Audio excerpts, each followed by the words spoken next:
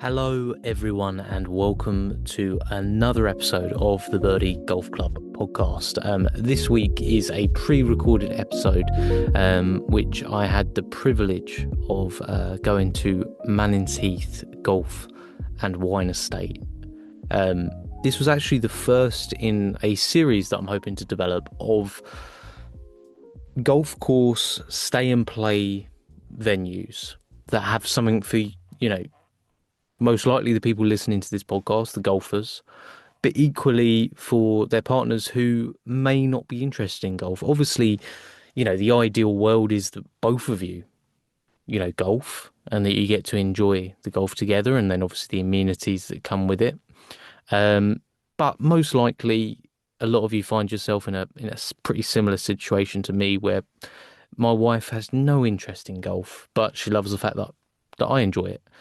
And equally, she likes things like spas and like what we managed to do at Mannings Heath, which was like a wine tour and wine tasting. And we got to do those things together, and there's just something for everyone. So I couldn't thank Mannings Heath more for wanting to be part of this series. Honestly, the hospitality that he showed us, and I was watching whilst I was there as well, and it was with every guest. Every guest is treated very specially, and every golfer that goes there is also treated with that same respect and that attention to detail. It really shone through for me that they care a lot about the experience that you have whilst they're there. And I've been there as just a golfer, just playing 18 holes of the waterfall course, and I was made to feel like it's a real experience, and that everybody that walks through the door is treated the same, which is a really important thing, I think, for most golfers. The course is obviously immaculate. It's a championship course, the waterfall. It's got some incredible holes as well there to play.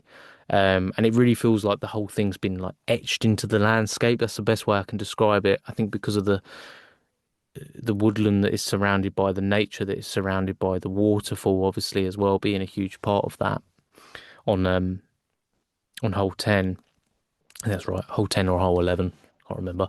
I only played it twice, so forgive me if I'm wrong. But it really is just a special place to play golf, and a real thinking man's golf course as well, which is really, really important.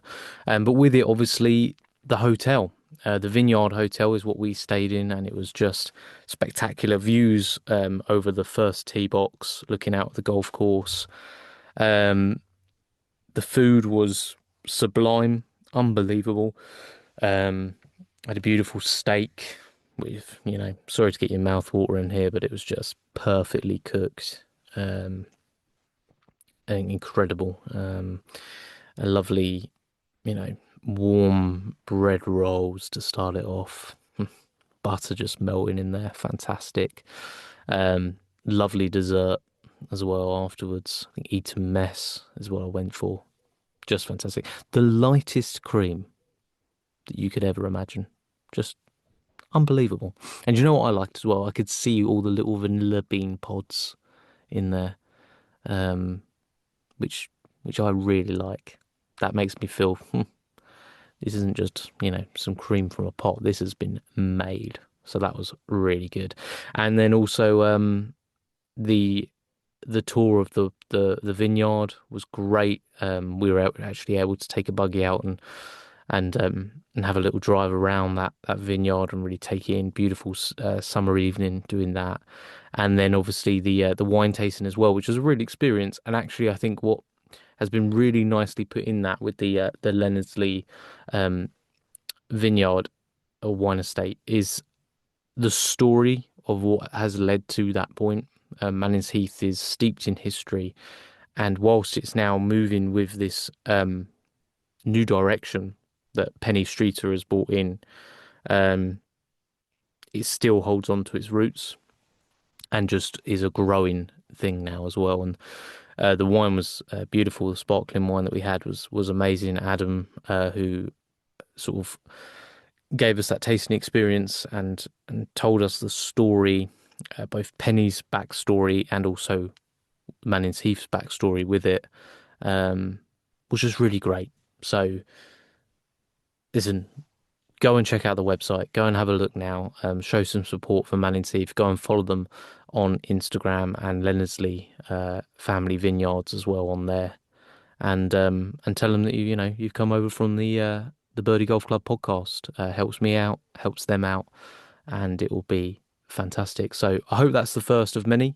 There's some others in the pipeline that we're looking at. So it would be great if I can share those experiences with you.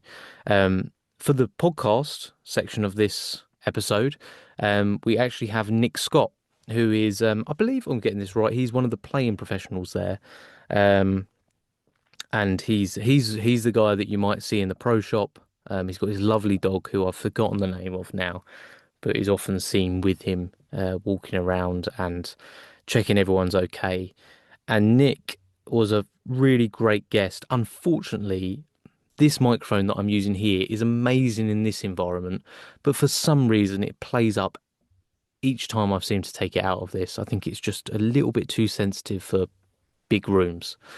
So I'm going to correct that next time I go somewhere and just pick up a cheaper microphone, because Nick's audio is perfect through my cheap sort of setup microphone that I had from before, but my audio is not great. So my apologies for that. But to be honest, Nick's the one that you want to listen to. He's got some incredible stories. He knows Mannings Heath like the back of his hand, because he was a junior there for a very, very long time, and now is back as part of the team there, and not a better person I don't think I could speak to about the history of it. So thank you very much to Nick. Thank you to Simon as well, the general manager there, for setting everything up as well. And I hope you enjoy it. There's some fantastic stories about some course records that Nick holds, and also just his views on growing the game as well. So I'll head over now without much ado. Anyway, one of those is the correct saying, to Nick Scott from Mannings Heath Golf and Wine Estate.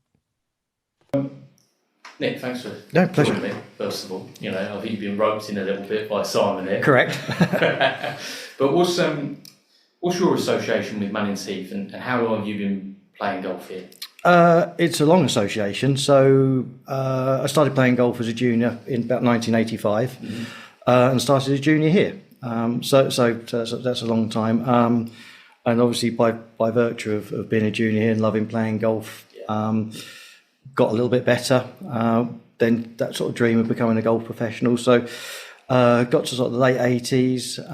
And at that time here, the golf club was going through a change where it was sold. Was lucky enough, another local golf club went down to work there called West Sussex Golf Club, where I became a golf professional, did my PGA training, and then spent, so that's from the early 90s, and I've spent the rest of my time as a golf professional, working, whether it be here or working abroad in Switzerland, and then approximately around the time of COVID,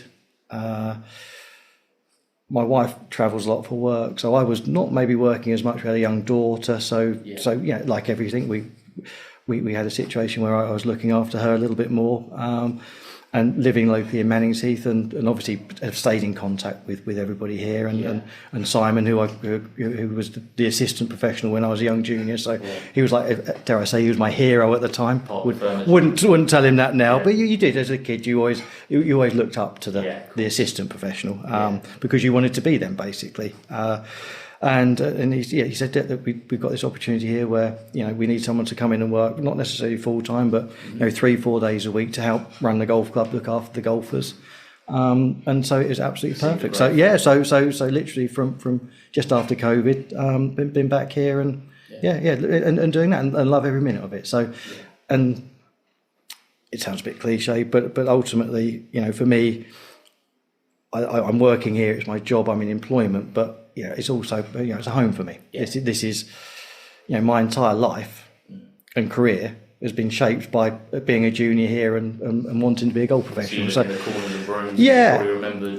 well, that's right. That's exactly that. It's if it hadn't been for this place as a kid, I wouldn't be. But you are what you are. You're seen as a golfer, Nick, and this is what shaped it. So it's like home as well. So it's the start of trajectory. Yeah, completely that.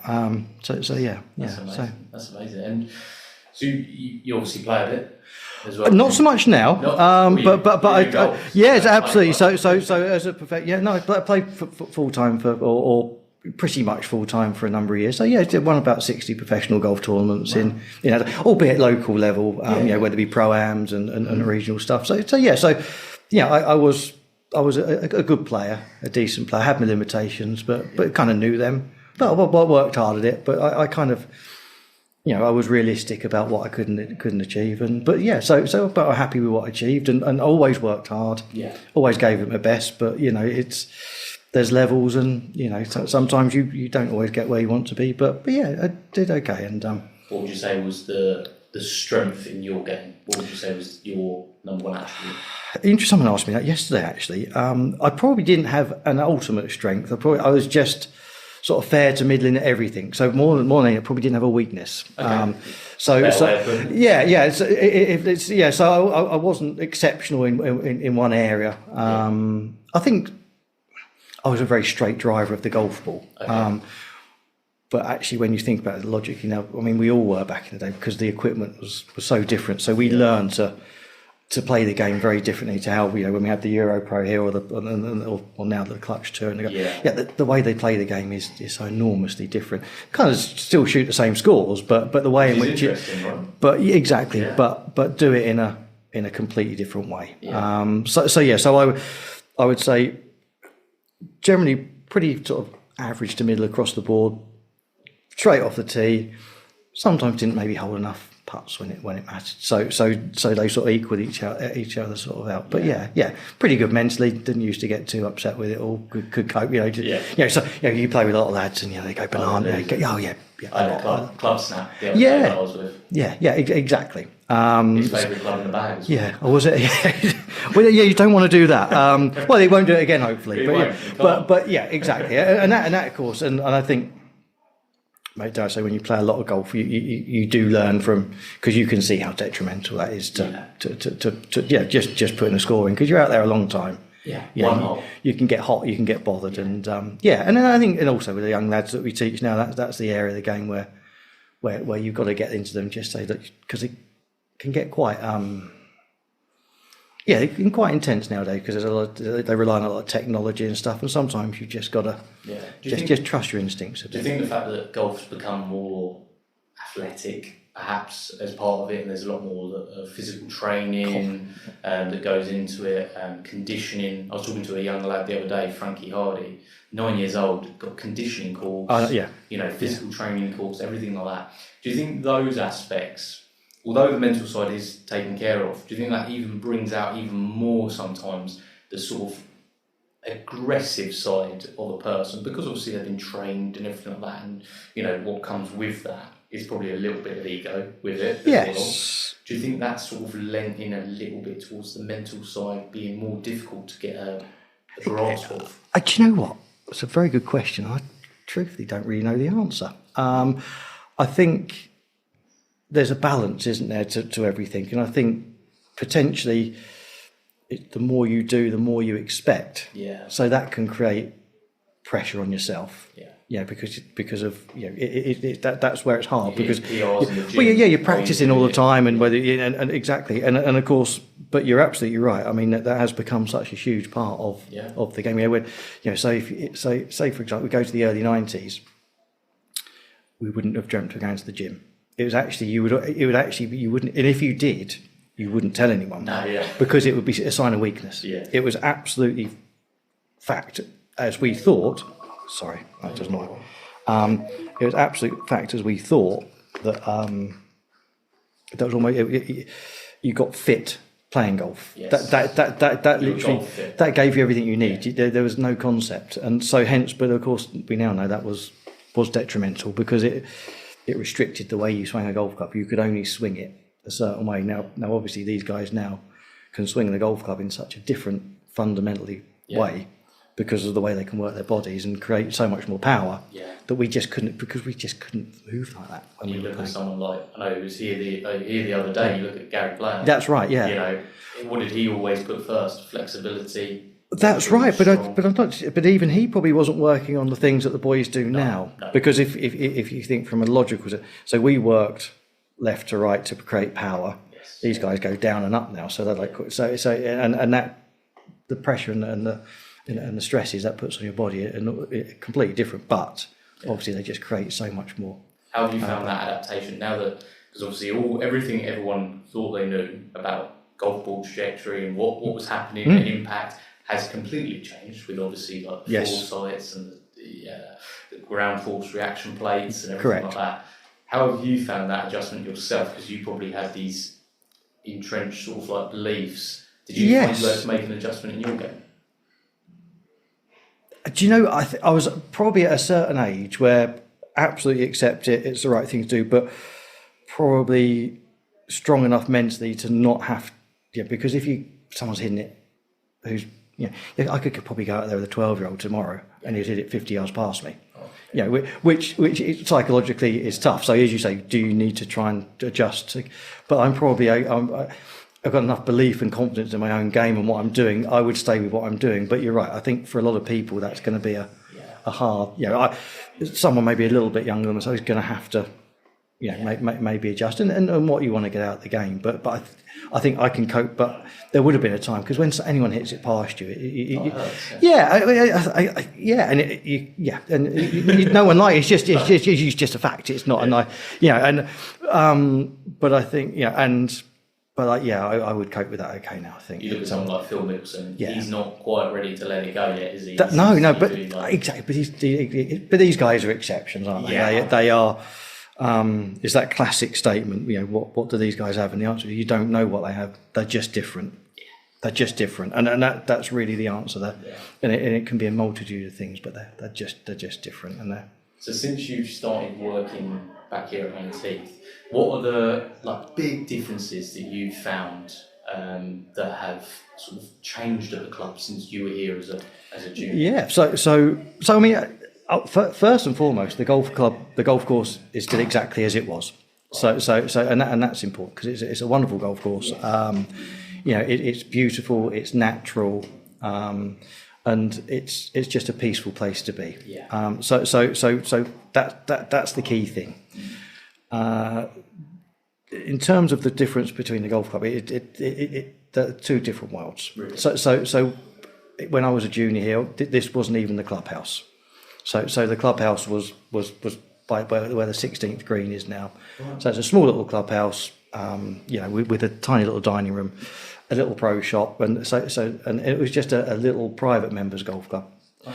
The house we're actually in now was owned by a lady called Mrs. Attila Campbell, and it was just a private residence. And so we used to play the golf course and just look up at the big house, Wow. But as I say, but as a golf club now, it's just the uniqueness of what we offer.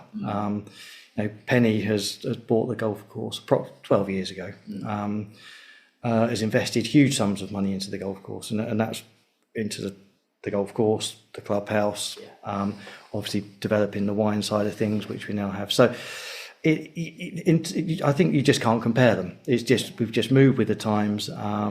We've got a nice team of people that we work with here, and across the sections. And for me, learning about that. I'm not as knowledgeable as the guys that do the wine, but you pick it up as you go along. So when you're here, so in a normal role at a golf club, you would not be talking to people about wine and what you do and how you do it. Whereas, I would do that here on a daily basis. Wow, just give people. Yeah. So you say and I think that's nice because it makes the day more varied. As a golf club, because of we have the hotel rooms. When you meet somebody, the chances are they're maybe not here for golf. Yes, yeah. So you adjust your the way because obviously because it's instinctively at a golf club you're going to ask someone how was your game of golf today. Yeah. Whereas here today you think they've probably been here for wine tasting. So you sort of say how was your wine? So and that's different. But that's nice. It's it could be someone who we have the conferencing. So everything we do is just so.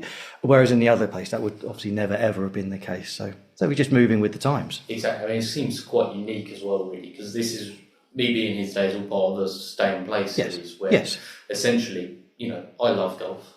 I could go somewhere and play 36 holes of golf a day. My wife couldn't care less. Correct. No. And I've tried.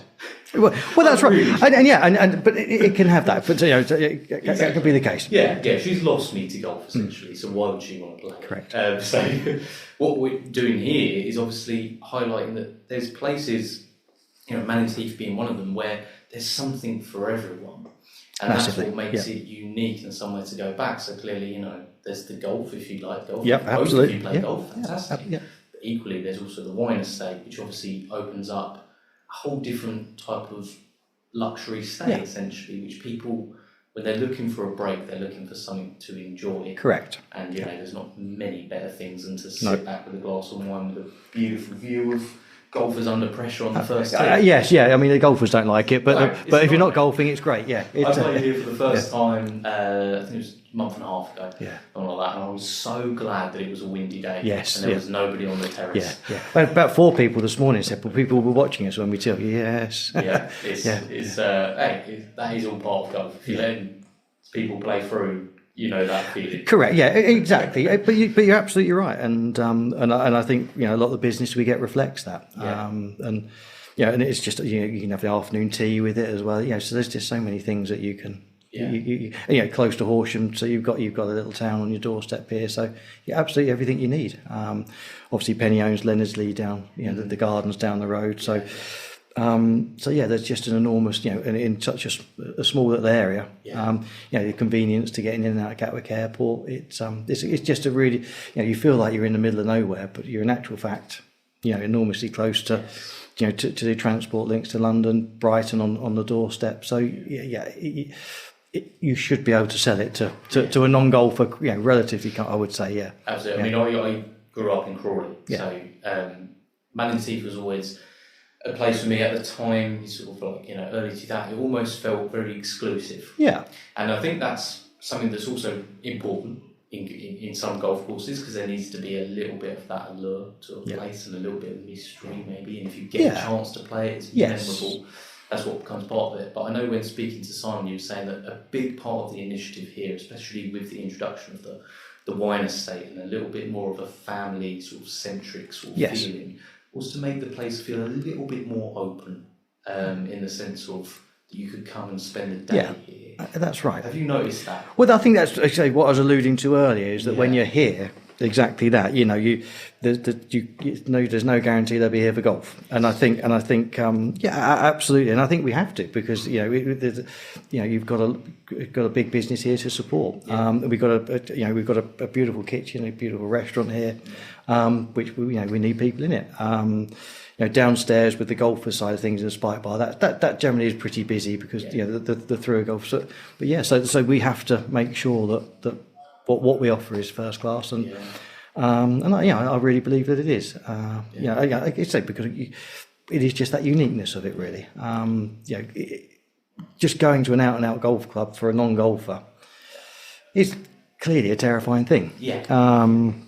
And I dare say I kind of experienced it a little bit, because when we moved abroad to Switzerland, so obviously I didn't really know anyone there, and did just go to a few golf clubs just to introduce myself, just to get a feel for try and maybe win one of the pros.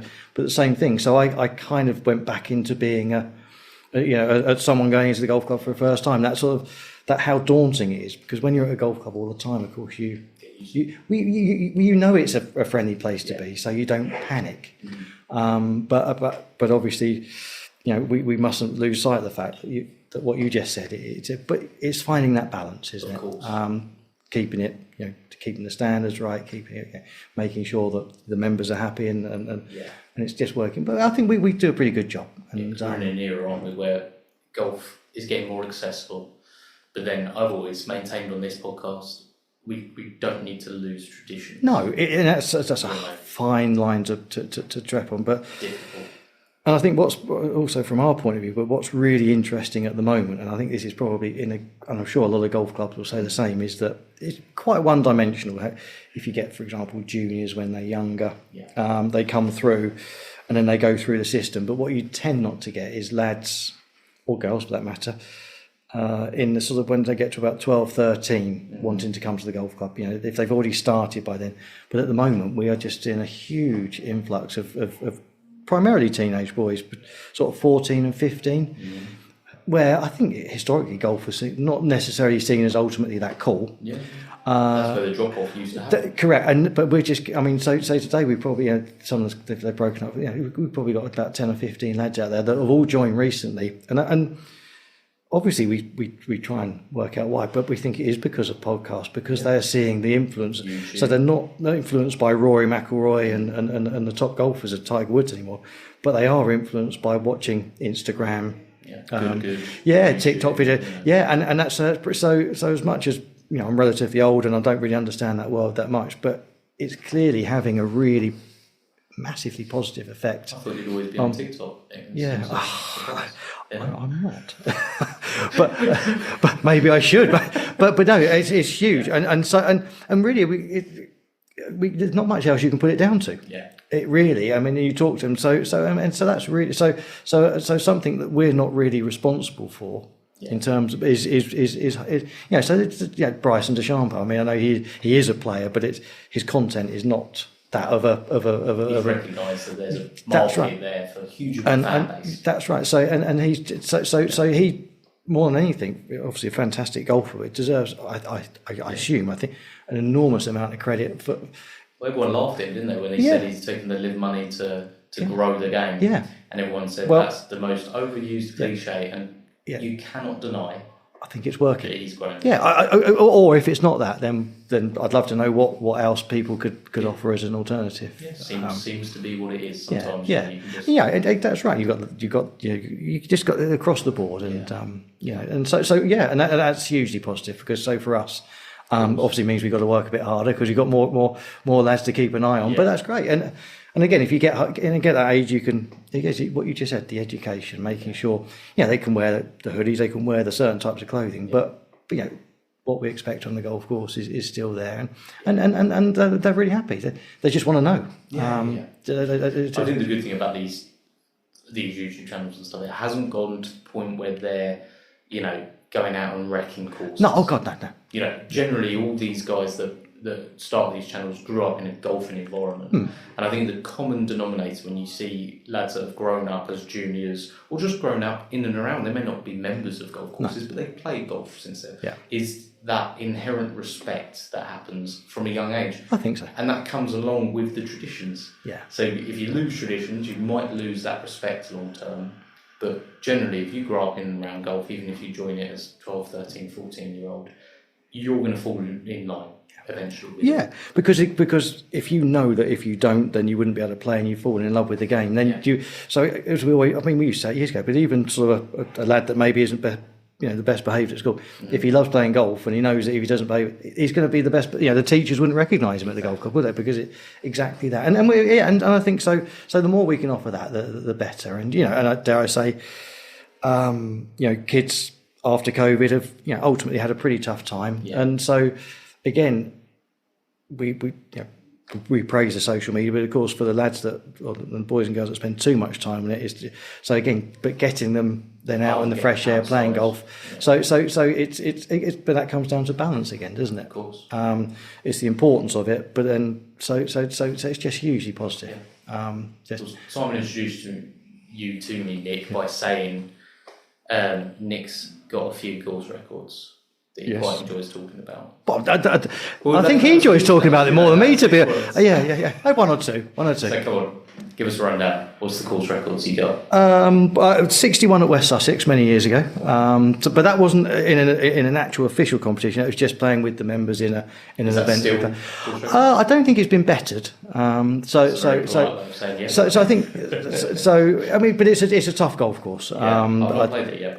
No, it's a fantastic golf course, and it's a Heather Heath golf course.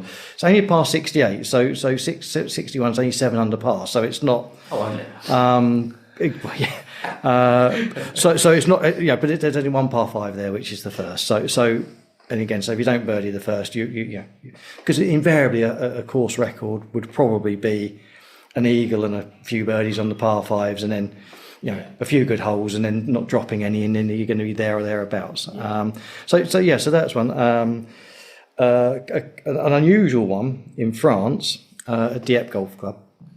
So course record there for the original layout, and then they so that course record was standing, but then they rebuilt the golf course, and they built some houses on 3 of the holes. So they then built 3 more holes and obviously lost the other one, but then had the course record for the new layout as well. So 2 course records on ultimately the same golf course. So that's. Do you remember what they were? Do you know what? I can't. It would have been the low 60s. So, but probably 63, 64. But again, so that was quite good. And then a slightly more. So that's unusual in itself. But another one was more unusual. In unfortunate circumstances, it was at Cowdrey Park in their Pro-Am. Cowdrey Park, a nice golf course. Their 10th hole, long par 4, goes down and up a hill, and unfortunately one of the playing partners had a heart attack and passed away on the green.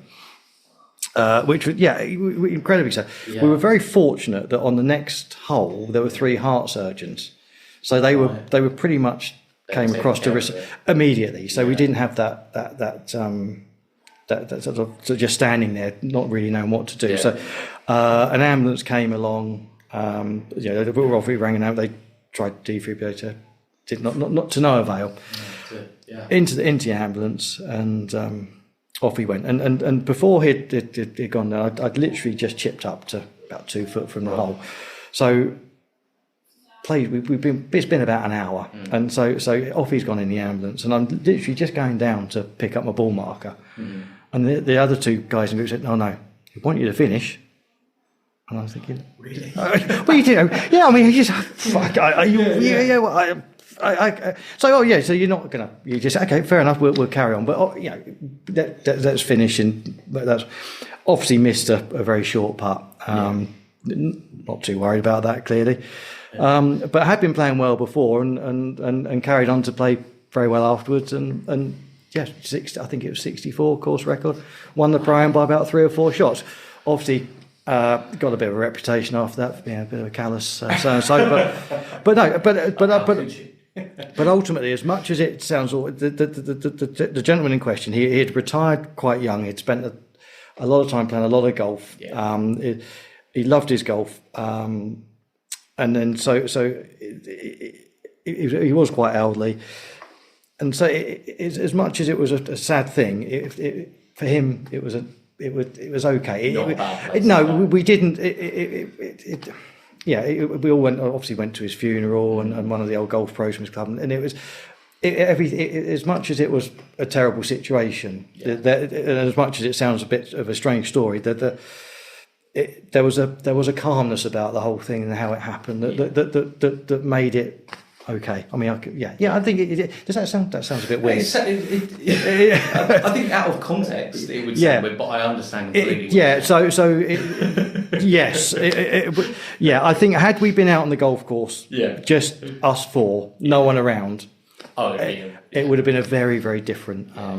It's a state of affairs, and so it was. That's a great story. But it was unusual. I don't think it'll ever be repeated. No, I don't think it can be. On your scorecard. No, of course I had a problem there. It was just the 2 of you. It could have been no, and it was sad, but at the same time it was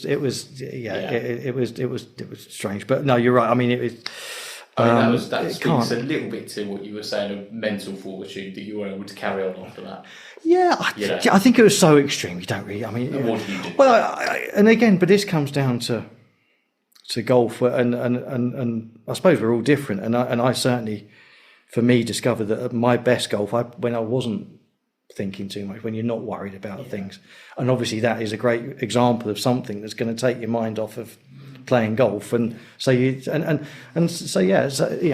which comes to what we're saying, when you're practicing and working at your game all the time, you create this pressure, and so what you're always trying to get the young lads to do, you've got to work hard, you've got to do that, but then how would you, when you get on the golf course, just forget everything you've done and just relax and just try and that's what we're all trying to do. Yeah. And some days it's easier than others. It doesn't seem like any days. No, but and you can't. You don't know why. No, I mean, I'm trying to come down.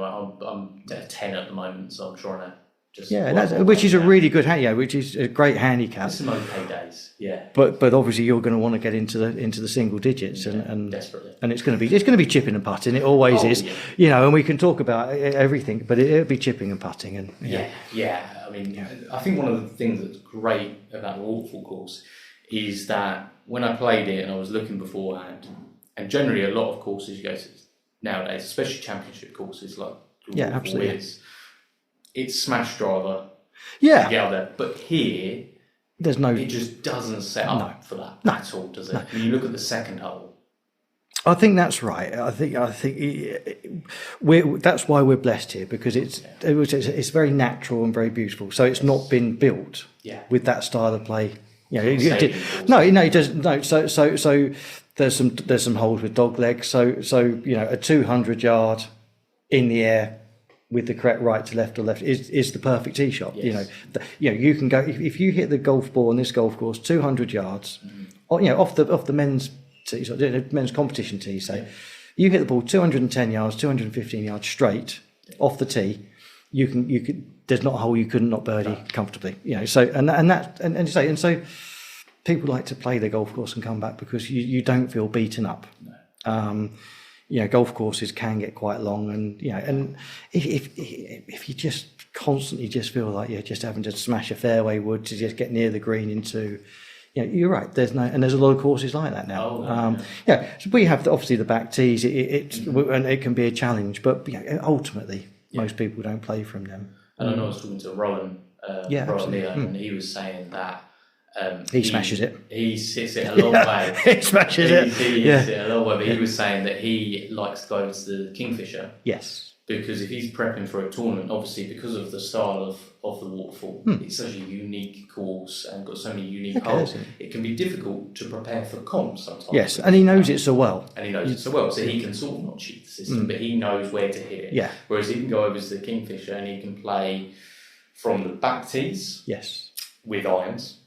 So he knows he's going to have a long way in on his second. Correct, shot. Or he can play from the front tees with his driver and try and hit greens on par fours. Well, I think that's right, and I think, and obviously here our tee boxes are, if you like, traditional. Yes. But if you probably can't see from here, but we have different colours. So because of the way the new handicap system is, you don't have ladies' tees per se anymore. Which is brilliant.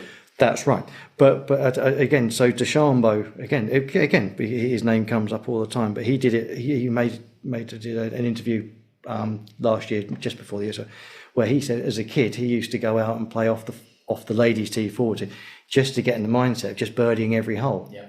And so now the way the tees are, the way we've got them set up, and we saw some lads. We were actually on the putting green yesterday, the day before, and there were two lads. I think they play off about 4 or 5. Yeah. And they were down there playing off the silver tee. So again, and that's what they're doing. Is what you're saying. They're trying to just maybe recreate a mindset of trying to birdie every hole. Yeah, go long.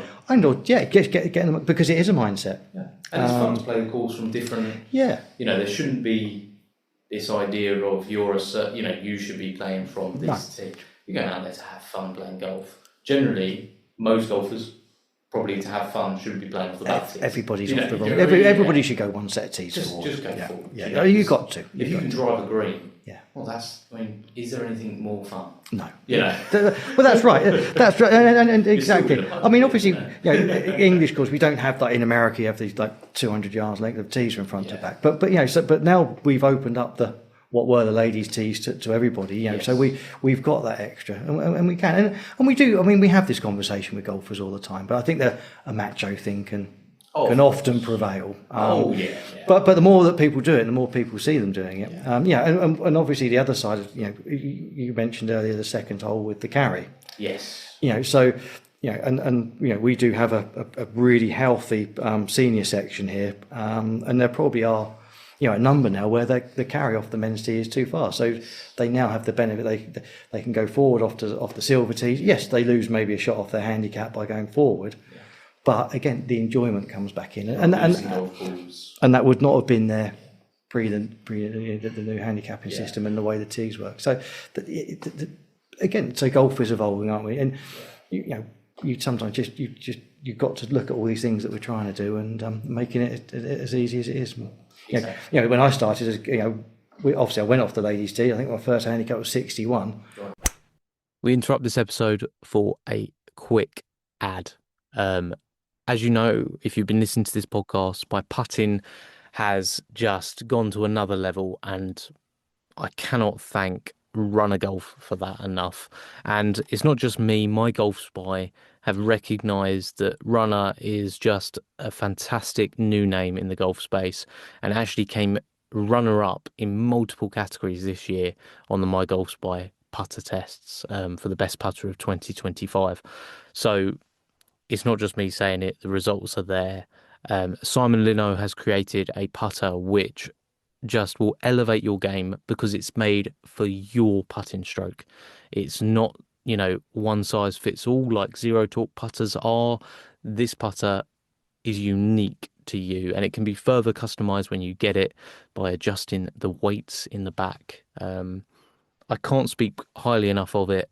Head over to runner.golf to customize your putter to fit it to your stroke. And even better than that, as a listener to this podcast, you can get 10% off your order.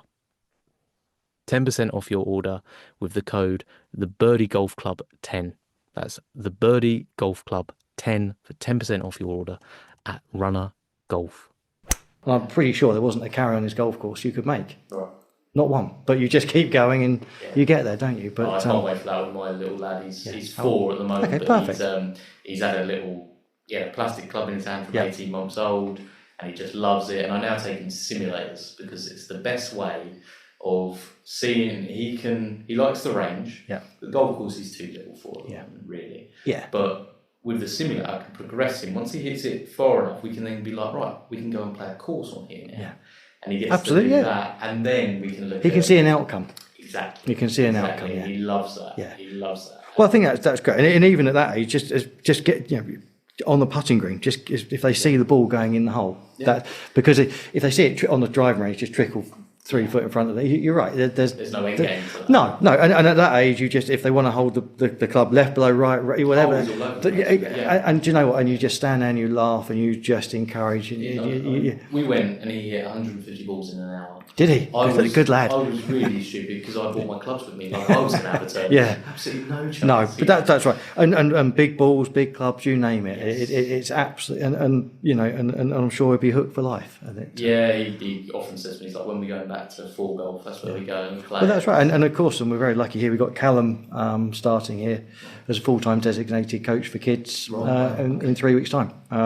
So moving across from Cottesmore, where he's been for a number of years, and probably no one in the south of England's probably taken on more or brought more children into the game than Callum. Yeah, so that's a really exciting time for the club. There's just huge amounts of growth going on. Yeah, I that's right. But all spectrums of the game, Yes. So he has got lots of county players. He's got a lad that plays for England, but it all starting from from where your lad's at, and whether they become a club golfer, whatever it'll be, and that's the name of the game. And I'm just so glad that the foot golf disease didn't make its way. No, never really got that. It was. It's still about. Is it still about? It's still about, and it's such a shadow. So I grew up next to Tilgate Park golf course. Tilgate, did they do it there? Did they? Do you know they had the 9-hole? Okay. There, which was a fantastic learning space. Yeah, they are narrow. Yeah. Because obviously the tough as you like. There. You're talking 40-yard wide sort of par threes. Yeah.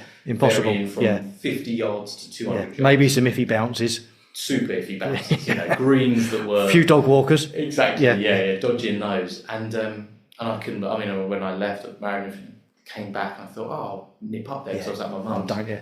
Great big holes. And that it died, that was it. Because now you can't reclaim that course now because they kind of let it go. Yeah. And it's probably not worth their money to put back into it. Yeah. And I just see so many of those golf courses that gave up at a time when golf wasn't as popular. No, it did dip. Just prior to COVID, there was a lull. For many reasons, and COVID obviously gave us that huge boost. Yeah. And I think it probably in the last up until this last year, it flattened out a little bit. But this year, I think I've been in golf working one way since 1990, and I've never known it so busy as we are at the moment. It's never been as cool, is it? No, that's right. It's just lots of people. Again, people want to be out, the fresh air, and so we are. Yeah. And so hence with Callum coming in, there's going to be more kids coming through. And we've got this, and with that comes the parents that come for, it's. As you just said, they come and sit there, mum and dad come and sit there, think, well, this is quite nice. Then they come at a weekend and bring their friends up and, realise it's a stunning place to spend. Yeah. I mean, I think for the little old lady on her own, it must have been a little bit excessive. It's a decent sized sort of property for her, wasn't it? It's enough. But she was watch the 18th and see. Well, no, of course, but that wouldn't have been there that whole. This was her garden here.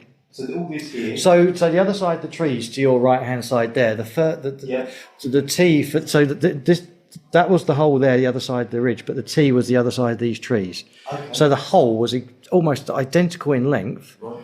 But from that's right. And so this was just her garden. Yeah. So it's there are pictures. I mean, I'll have to have a look. Dare I say, the frightening thing about this clubhouse was it used to sit in Horsham Park. So in, I think 1892, they basically uplifted it and bought it here. Wow. Or over a 10-year period. That's crazy. Isn't it? Crazy. When you see the history of places, it really makes it special. It has, but ultimately the history here is relatively condensed. It's Mrs. Latilla Campbell, exclusive hotels, South Lodge, and Penny. So in that respect, so the ownership is, because even when the golf course was the private members club, it was Mrs. Latilla. She owned the land, so it was hers. And it's we had some big pro-ams over the years. We've got the Clutch Pro coming here in August. We have. Which is, so I'm hoping I'm going to come back for that. I think it's a really good week. It's a week of, because you have the pro-am and they have a one-day event, and then the event is 3 days. And cheering on, rolling, and I think what's really interesting in the last, so just prior to that, the Euro Pro and the Clutch, it's the same guys playing in the different events, and obviously the Euro Pro does now. But you've got John Parry, who's now top 10 in the Order of Merit, Marco Penge. So because of the way the tours have changed a little bit, you really are seeing the guys, Brandon Robinson Thompson. So there will be someone here playing in the Clutch. That within the next 1 or 2, 3 years, you will see DP top 50, World, top 50 in World Tour, DP World Tour, absolutely. And we know that DP World is basically, whether or not it's right or not, a bit of a feeder now for PGA.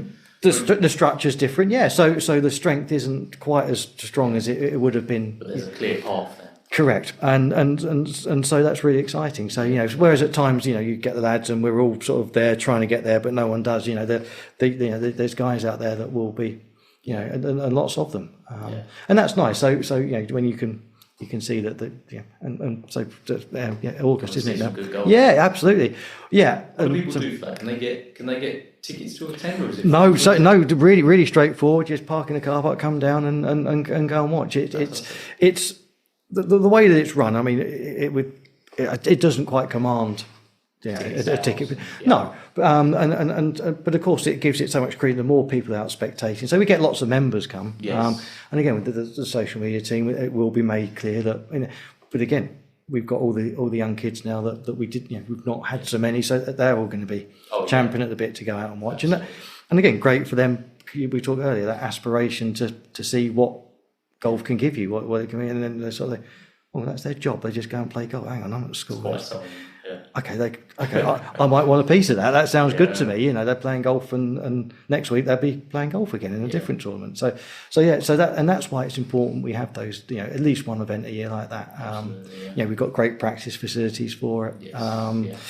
There's plenty of places for guys to stay. So and the course obviously get great condition. It's going to be. Last year was actually quite wet, and so I'm not saying the course played long for them, but it played longer. Whereas this year it may be more difficult because it's actually there's going to be some that was saying that you can drive it a long way, but you're generally going to be where all the trouble is.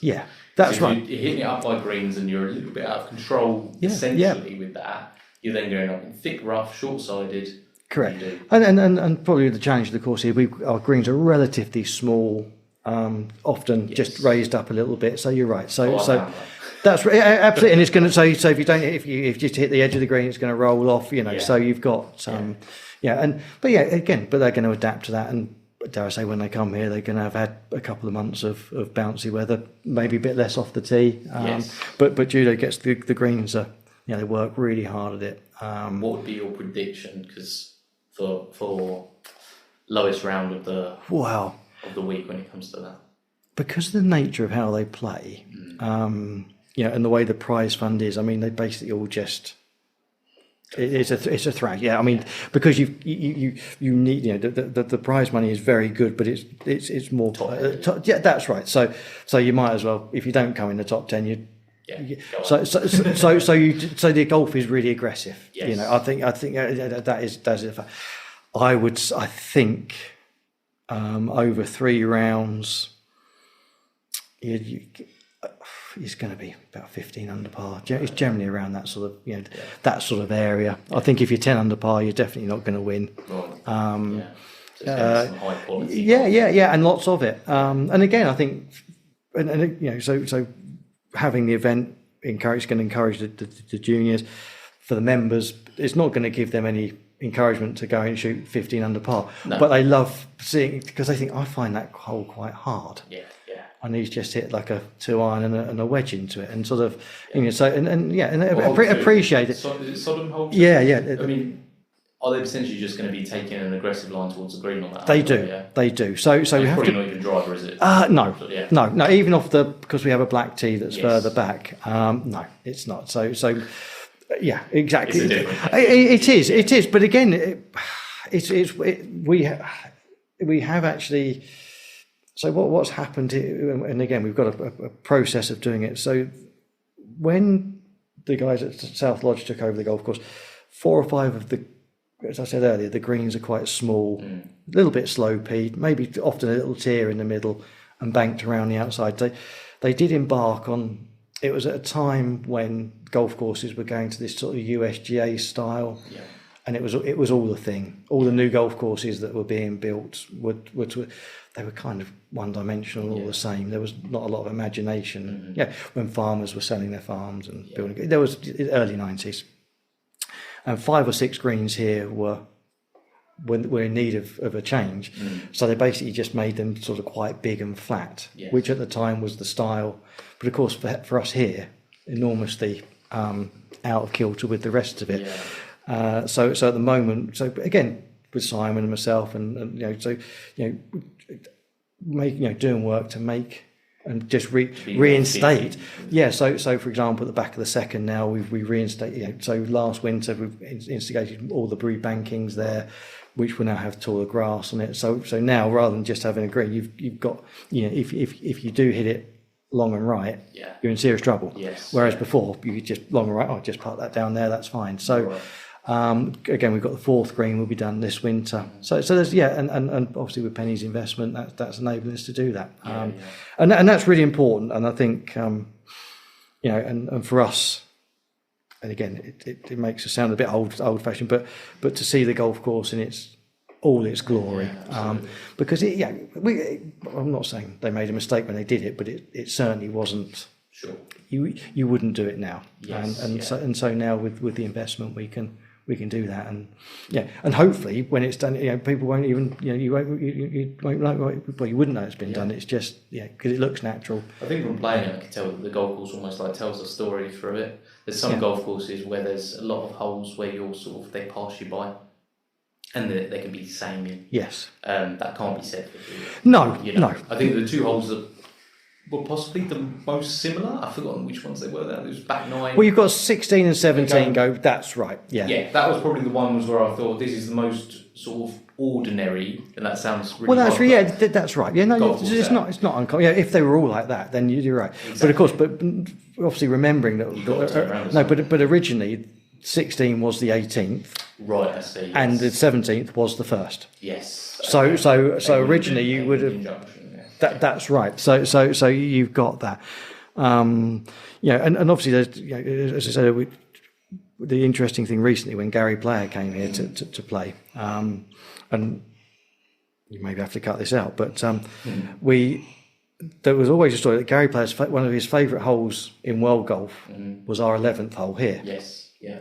It's been a story for quite some time.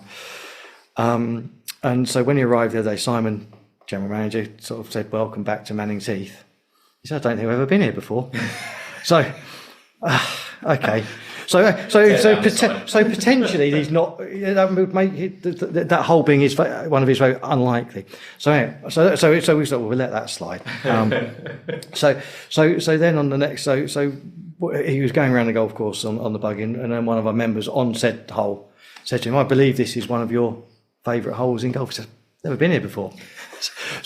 But we're going to carry on with this because it's a lovely story. Most people know it now, so we're going to continue telling everyone. Gary Player said that a lot of of holes in golf were some of his favourites. That's right. Yeah. So, I think was it at St George's or something like that? Yeah, probably everywhere. Yeah. Prince's or something. But the evidence suggests he didn't say that. But maybe. Yeah. It's possible. He's just maybe he's forgotten. Maybe he's forgotten. He is 90. But I mean, but we were blessed because as kids when we were here, we had a huge pro-am here. Yes. So with a variety club, and so I remember. So you had Nick Faldo, Sandy Lyle, Ian Woosnam, Bernard Langer, Seve. So we were. So I mean, that would never happen now. Yeah, and Seve came in his helicopter. Tom Watson, and you just wouldn't. And so again, so you talk about things that inspire you as a kid to want to be a golf professional and just love the game and love the venue. Yeah. You know, that alone, just that day alone, will live in the memory forever.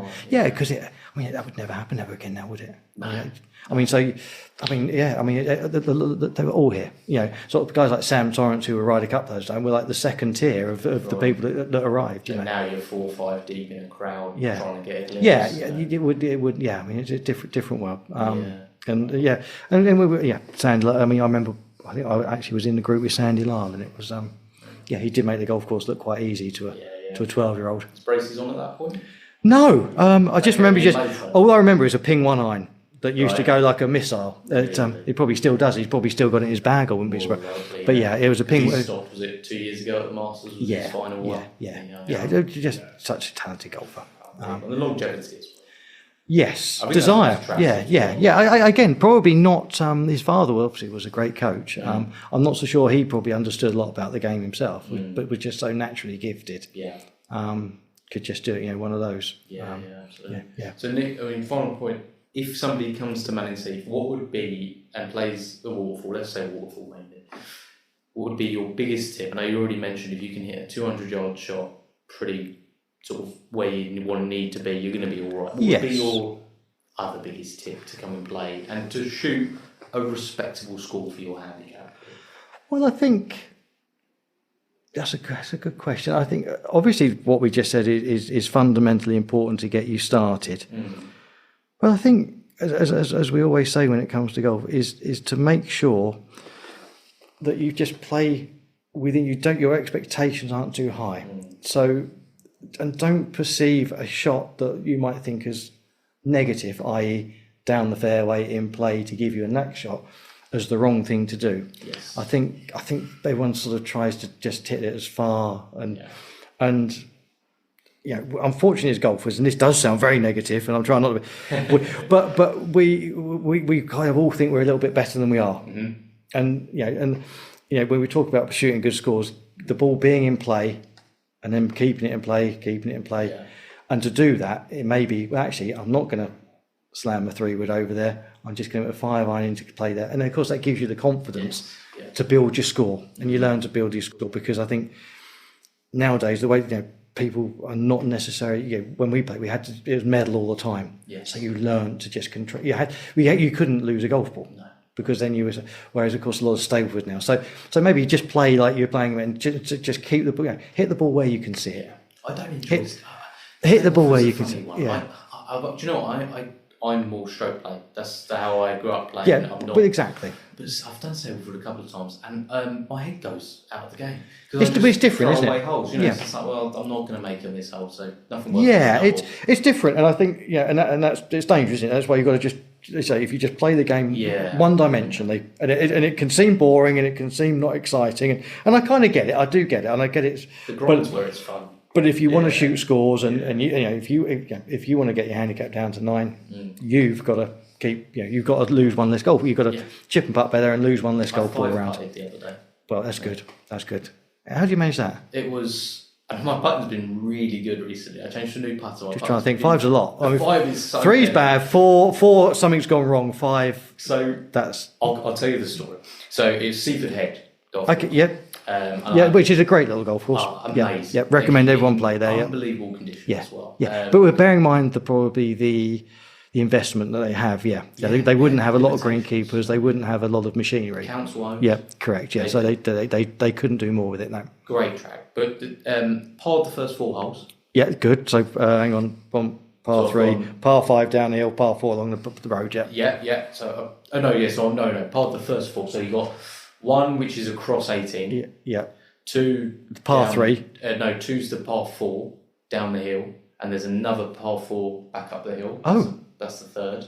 So I don't know if they've changed. They must have changed it. Yeah. So there's one that goes down, one that goes up. Okay.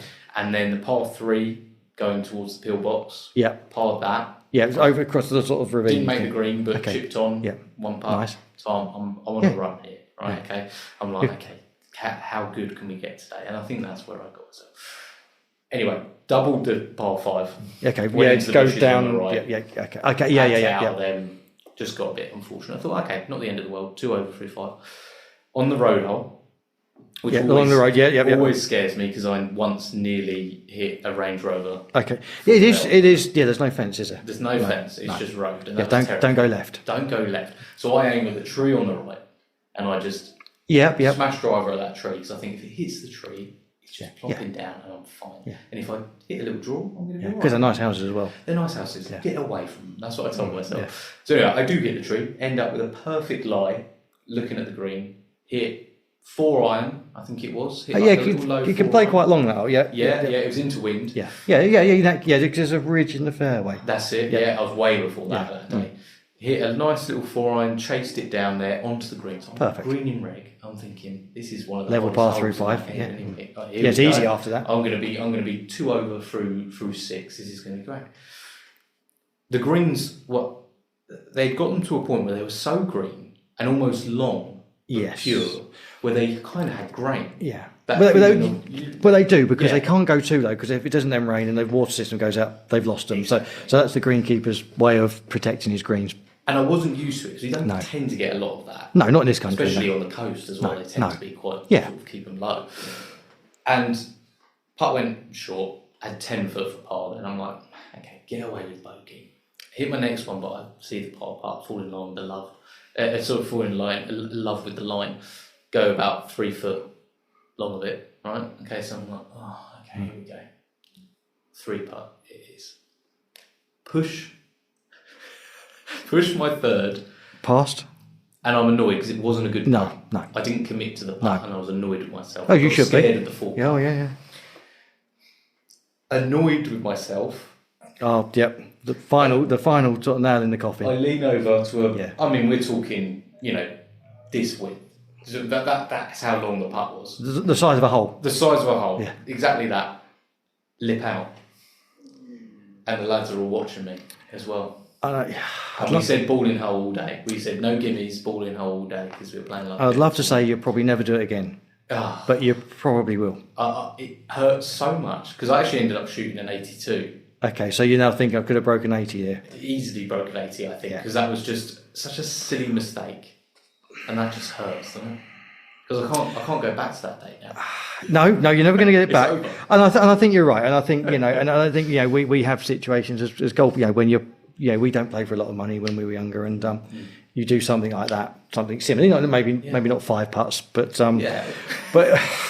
4 maybe. But you do, and then you get home, and then you look at it, and you haven't got a lot of money. You think, oh God, if I'd 2 putted that green, I would have been 300 quid more in it. Do you know what? It'll always happen, and it's part and parcel of the game. I had 37 putts through the day, including the 5 putt. So you putted nicely enough. Really well for the rest I mean, obviously they talk about putting now, don't they? It's how many feet you hold, but that's not necessarily if you're not a great putter, you don't want to do that because when they say you trying to get 80, 90, 100 feet, and yours adds up to about 14 feet. It's never. It was one of those things that wasn't a strength of my game, and I felt like I'd really turned a corner, and I still feel that way. I feel like it's just. That's that. I mean, yeah, but I mean, the thing is, that's not something that's going to repeat that often. No. But it is something that is going to happen. I'm confident for the rest of this year I will not fight the putt. No, I think. I mean, four's normally where you. Back. Yeah, where you sort of where you've within that you've had your balls up. Yes, yeah. Normally you've had, see, three's your bad one. Four, you've had that, you've missed a little.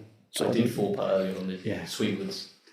Okay, yeah. I think it went over green as well because everyone despises. Oh, that green that's on the slope, the dogleg hole. Yeah, they had it. That is not that's not great, that one. I don't like greens like that. They annoy me. They're not necessary. But again, you see, I just mentioned about they were building golf courses to a US on what was a farm. That was exactly, that's pretty much the setup. Yeah. Every golf course has got one. Yeah. That was built then. Yeah. And again, at Mid Sussex, nice golf club, nothing wrong with it, but they've got one as well. Right. They've got a part. They've got like a cross ridge through it, so you've got 4 and sections. Pins in, Yes, unplayable. Yeah. So, but you got 17 really good greens. Yeah. And it's as if the sort of the course designers had a complete sort of brain fart. And Yes. I'm not so sure. Anyway. Yeah. Well, Nick, thank you so much. Pleasure. I really appreciate it, mate. No, It was pleasure. great. And I look forward to There'll be nothing there that you can use.